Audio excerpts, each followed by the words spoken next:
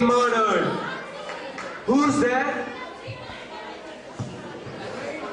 My lord, Go and ask the priest to perform a sacrifice and tell me the interpretation about the results. I will, my lord.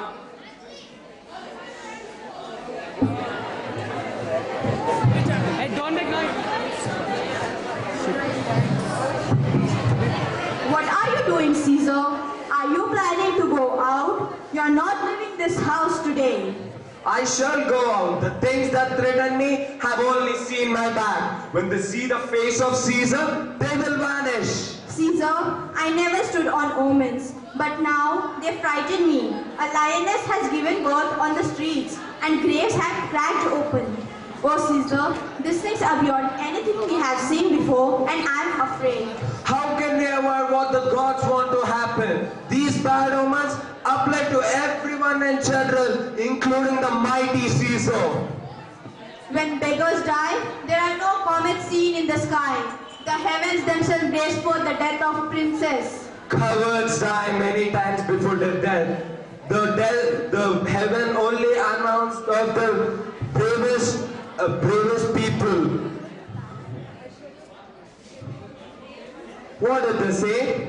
We don't want you to go out today. They sacrificed an animal and could not find its heart. The gods do this to test my bravery. They would have called me an animal without a heart if I would have stayed at home out of fear. So I shall go out today.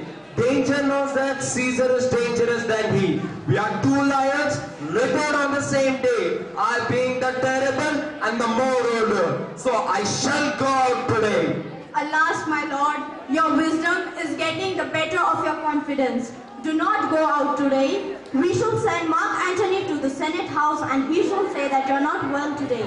Say that it is my fear that keeps you at home and not your own. Let me, upon my knee, prevail in this. Okay, we'll send Mark Antony to Senate House and say I am sick. And to please you, I will stay at home today. Here comes Julius to fetch me. Hail ho! Good morning, worthy Caesar. I have come to fetch you to the Senate House.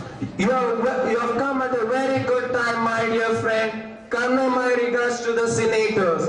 Tell them that I will not be coming today. Cannot is false, then not is false, sir. Tell them simply I won't come today. Say he's sick. Shall Caesar send a lie? I'm sick. I've accomplished so much in battle. Now I'm only getting scared of this old graybeard to tell the truth. I shall go out today. Most mighty Caesar, give me some reason, or else I'll be laughed at when I tell them so.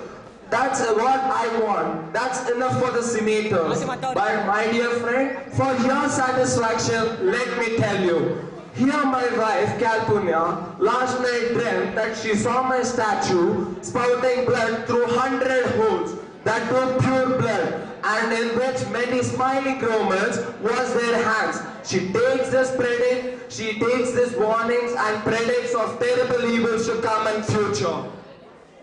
Oh, this dream is all a misinterpreted. It was a vision, fair and fortunate. Your statue, spouting blood through many pipes, signifies that from you, great Rome shall suck reviving blood, and from which great men shall press for tinctures, relics, and sovereigns. By this, Calpurnia's dream is signified. You well expounded it. I will have, Caesar, when you hear the rest of what I say. Today, the Senate House has decided to give a crown to mighty Caesar. So, if you say that he won't come, their minds may change. How foolish your fears seem, Calpurnia. I'm ashamed I yielded to them. Give me my robe, for I will go. Fetch me. Friends, let us all taste some wine, and we all will leave together to the Senate House.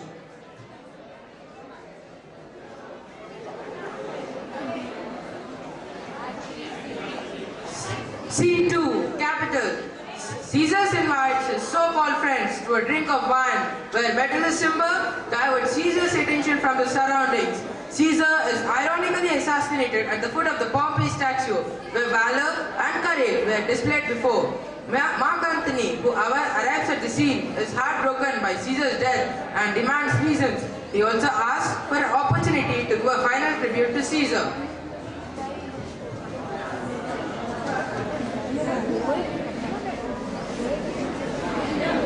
Just with few people first.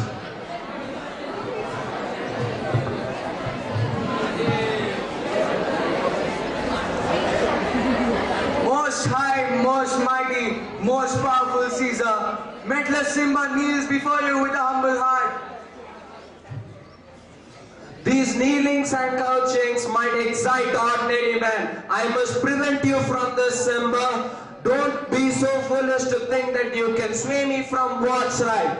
Your brother was banished by decree. If you plead, beg, and flatter for him, I will burn you out of my way. Is there no voice worthy than my own to appeal Caesar, to reappeal the banishment of my brother? I kiss your hand, but not in flattery, Caesar. I ask you to repeat Publius Cimber's banishment. Even you, Brutus? Pardon him, Caesar. Pardon him. It falls to your feet to beg you to restore Publius Cimber to citizenship. I would be convinced if I were like you, but I am as constant as the northern star, whose stationary quality has no match in the sky, all of them. Enough! Didn't I even prevent Brutus from begging?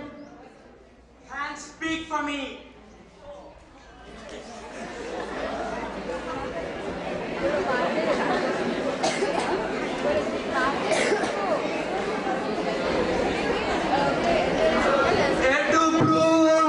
Then for Caesar.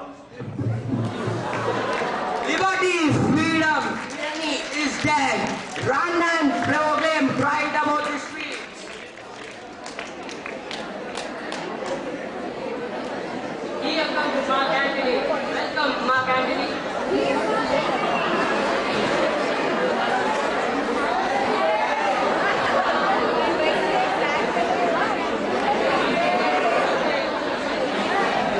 Almighty Caesar, the star lies so low. All your conquests, victories, triumphs, glories shrunk to this little measure.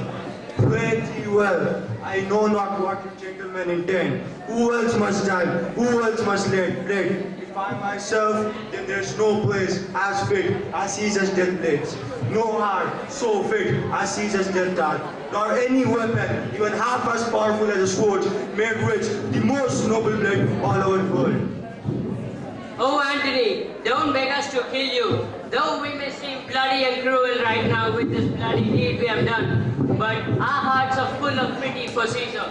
But a stronger pity for Rome drove out our pity for Caesar, as fire drives out fire, and so we killed him.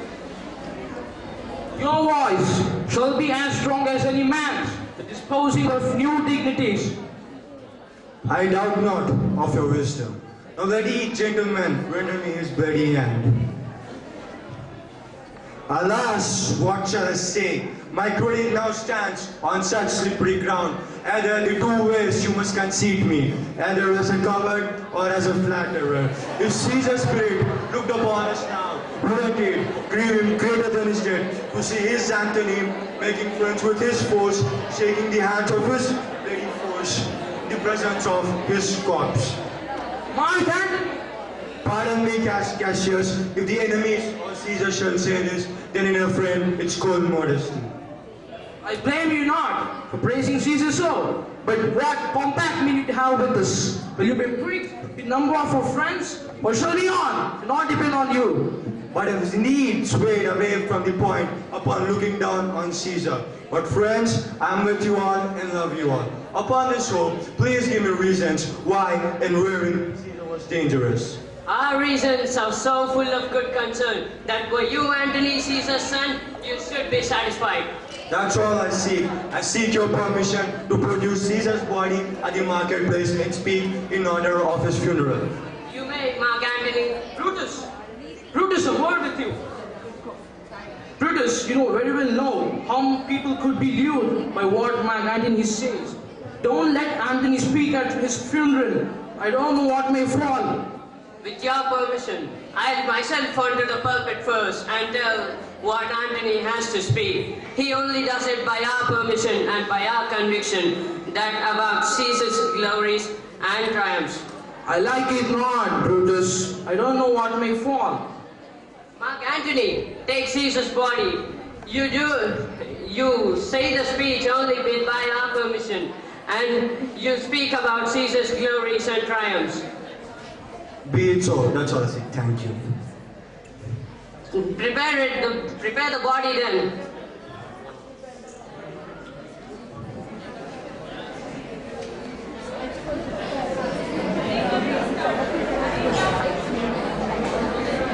Pardon me, Caesar, for being meek and gentle with his butchers.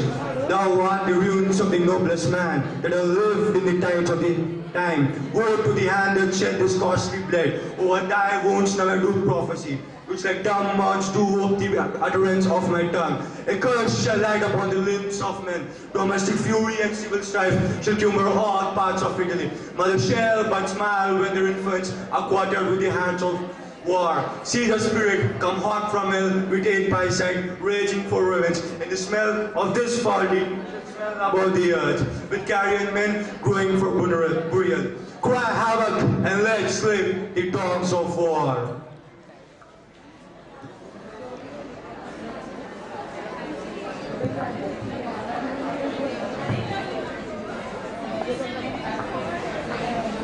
Pulpit. Marcus Brutus provides reasons in a sophisticated manner that confuses people, stating that Caesar's ambition was a major factor.